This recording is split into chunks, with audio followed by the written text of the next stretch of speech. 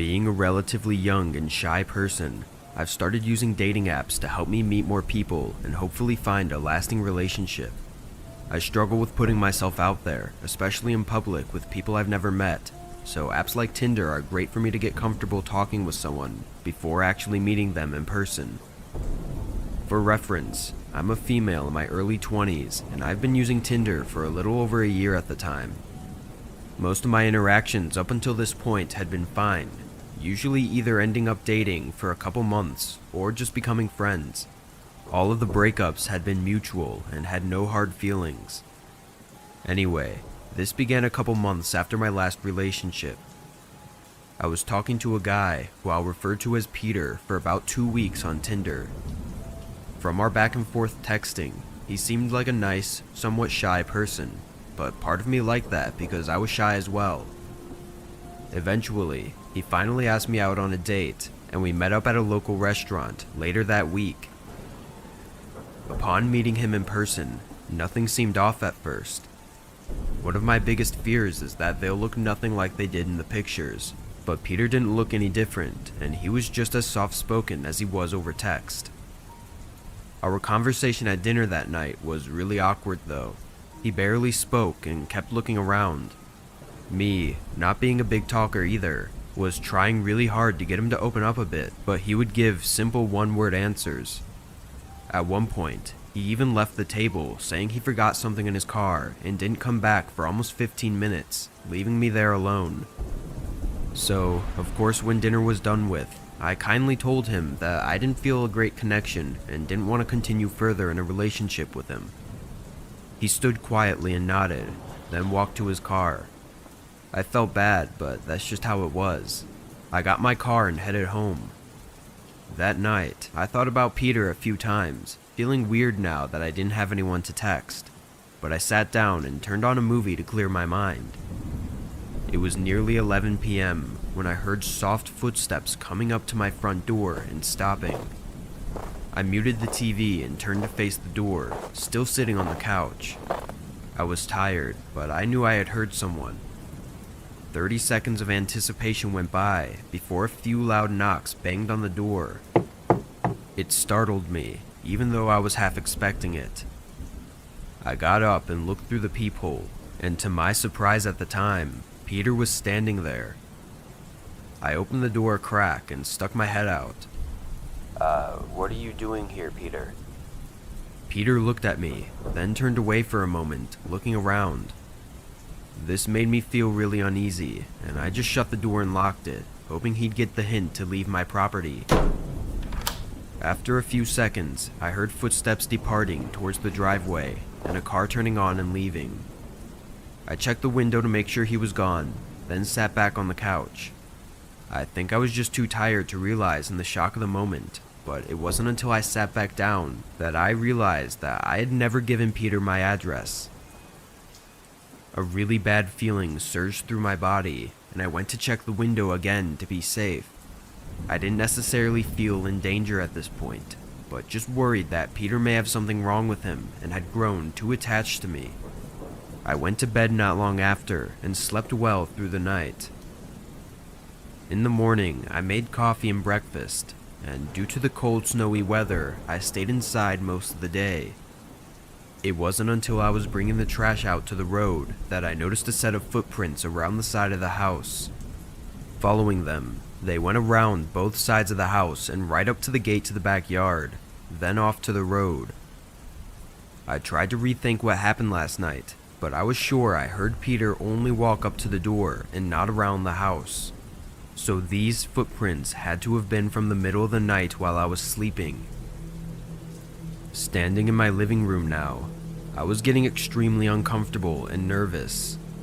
I know it sounds dumb, but my social anxiety was really trying to look for every reason not to call 911.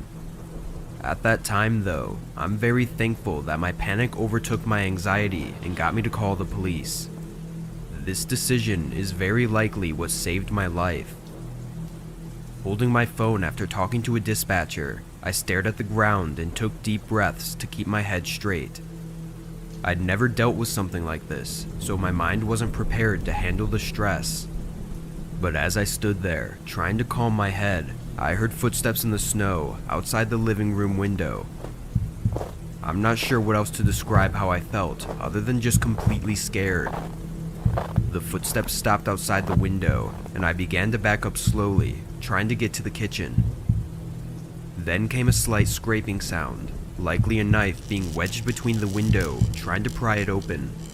It was an unfortunate reaction of mine to scream from the terror of it. Immediately, the footsteps ran around to the side of the house, followed by the forceful sound of the gate breaking open. I grabbed the first knife I saw in the kitchen and sprinted upstairs. Turning the corner though, I saw a glimpse of Peter outside the glass back door, trying to force it open. I locked myself in the bathroom, crying and clutching onto the kitchen knife as I listened to the harsh banging, scraping, and beating on the back door. It sounded like a bear trying to claw and smash its way inside. This went on for maybe 2 or 3 minutes, which felt like forever. I thought of all the horrible things he planned on doing when he made his way inside, making me even more emotional. But then, a knock at the front door overcame the sound of the banging at the back door, which immediately stopped. An officer called out, and I ran straight to the front door. While Peter had run off, they were able to find him pretty quickly, and he admitted to his crimes, though he gave little reasoning for doing them. He truly just seemed crazy and unstable. It's terrifying to think how this happened from seemingly meeting up with a normal, friendly guy. This whole thing has given me terrible trust issues, and I stopped using dating apps. One of the scariest things was that the back door was almost completely destroyed, barely hanging on by the latch.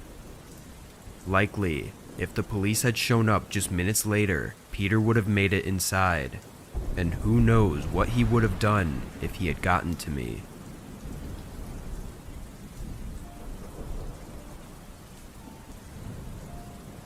I broke things off with my ex a few years ago.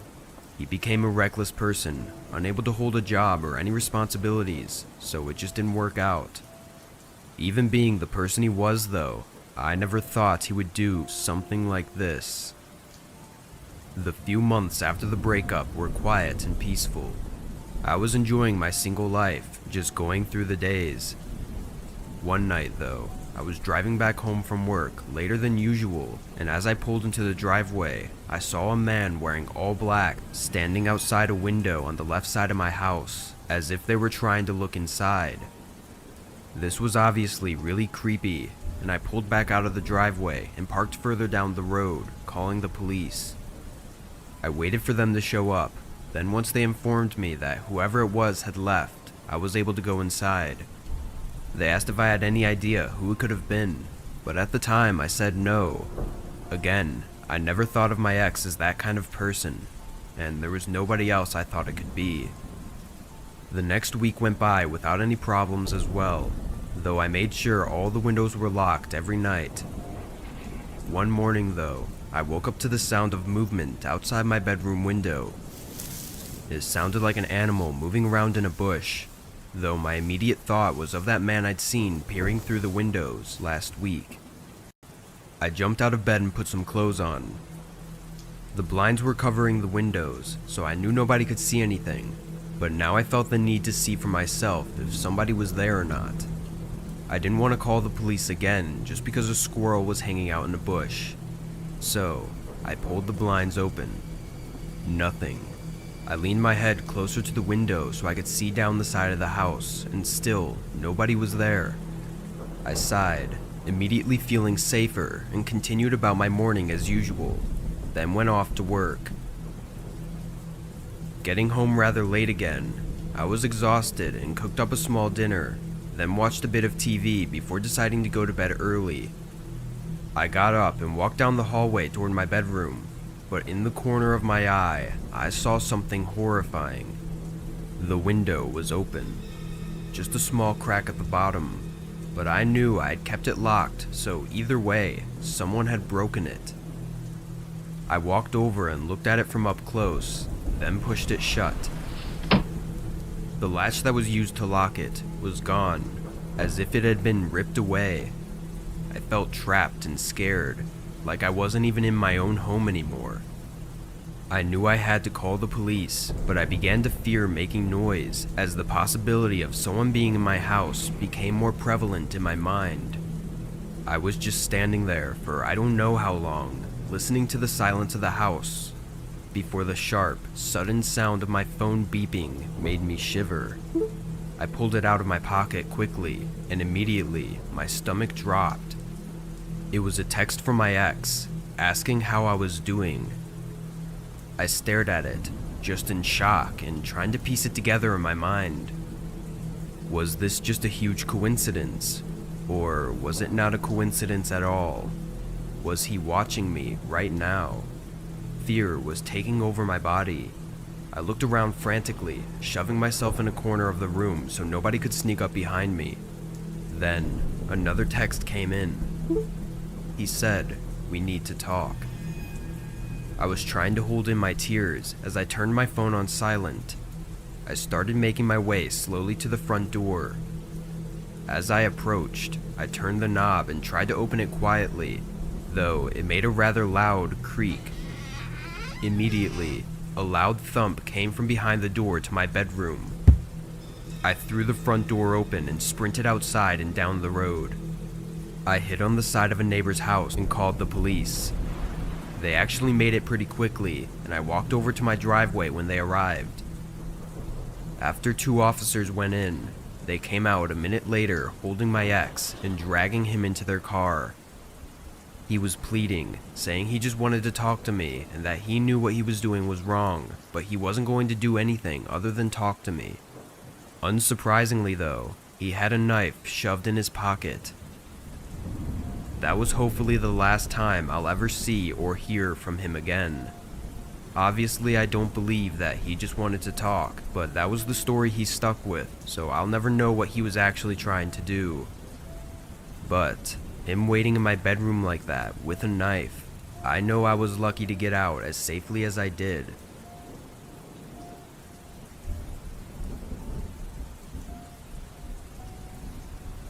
A lot of people have ex-boyfriend or girlfriend stories, but mine was actually just a friend. I'm going to call him Brian to keep everything private. We had met my junior year of high school through a mutual friend and had become pretty close relatively fast. We didn't go to the same school, as he lived about a half hour away from me, but we hung out every weekend, got food, drove around, and just talked. Sometimes we'd go to concerts and parties together too. I'd say we were each other's best friend for a really long time. He's always been a bit weird though. He'd text me all the time, and I mean sometimes 6 or 7 times in a row if I didn't respond quick enough. But I knew he had a lot going on in life, or so I thought. Me and the mutual friend who introduced us, who I'll call Holly, were talking one night, and she said she thought he might have been lying about some pretty serious stuff. He had told both of us when we first met that his sister had cancer, but when him and Holly hung out and it was brought up, his story was different. When Holly told me this, we decided to look through his mom's Facebook, who I just recently added, and she posts basically everything. We couldn't find anything, and something that big definitely would have been posted. I've never met his sister, since we never really hung out at his house, but I didn't find that weird, cause I didn't want anyone at my house either. While talking about this, we both shared other things that seemed a bit off to us, such as him saying that he might have cancer, or that he was in the hospital for a very serious reason, but then would be completely fine just a few hours later. After going through everything with each other, we couldn't believe how much of a liar he was. I felt heartbroken that someone I called my best friend would lie about such awful things. We agreed to talk to him about it, and afterwards distance ourselves from him. I wanted to talk in person, but Holly had texted him first, and that's when I was bombarded with messages. It all started with him saying he had a seizure, which, after everything, I obviously didn't really believe him.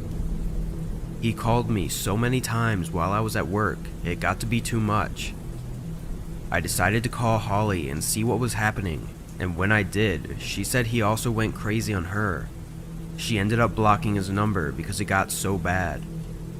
I didn't want to just ghost him, but this behavior was honestly disturbing. I decided to text him that I didn't want to be friends with someone who lies, especially about such sensitive stuff. After that, I didn't text him anymore. I didn't block him though. I'm not sure why, but I just couldn't do it. I muted his notifications and calls, and that was that.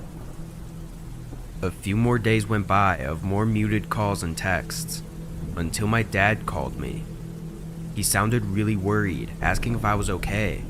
I said yeah calmly, asking why. He said that Brian called him and was asking about me, and apparently Brian told him that some pretty serious stuff happened to me. I told him to block his number and don't answer him anymore after explaining everything. It's even weirder because I don't know how he got my dad's number. Not long after that, my brother also told me that Brian messaged him on Instagram saying he was going to hurt himself if I didn't answer him. He also texted one of my best friends all the same thing.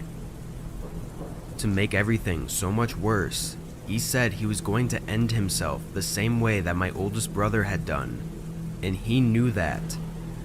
That was the last straw for me, and I decided to text him one more time all of my thoughts and feelings, and then I immediately blocked him after it was delivered. I thought that was the end, and for months it was, until one day while I was working, I saw him walk in through the front doors. My department was in the back of the store, so I could see everything. I slipped in the back and told my manager if anyone should ask, say that I do not work there anymore. Lo and behold, he did actually ask my manager if I was there. I had to be escorted out by a coworker the rest of the week just to make sure he wasn't waiting in the parking lot when I got out of work. There was one night, about a month later, where his car was parked on the side of the street by my house when I got home from work. No one else was home, so I went to a friend's house for a few hours to be safe. I didn't think he would actually hurt me. I just didn't want to talk to him. Though, while I didn't think he would hurt me, I also felt like I didn't really know who he truly was, which was scary. After that incident, I called his mother and told her everything. I didn't want him to stop by my house or my work anymore, and I didn't want to get the police involved. I loved his family, which made the situation really difficult. To this day, he makes fake accounts on sites to try and talk to me, or requests to follow me. It happens maybe twice a year. I know he's not mentally there, and I truly wish that he'd heal. But I want to share my story and let others know that your friends can be just as toxic as any intimate partner can be. And when people show you their true colors, try not to make excuses for them. Do what's best for you and your mental health, and make sure to keep yourself safe.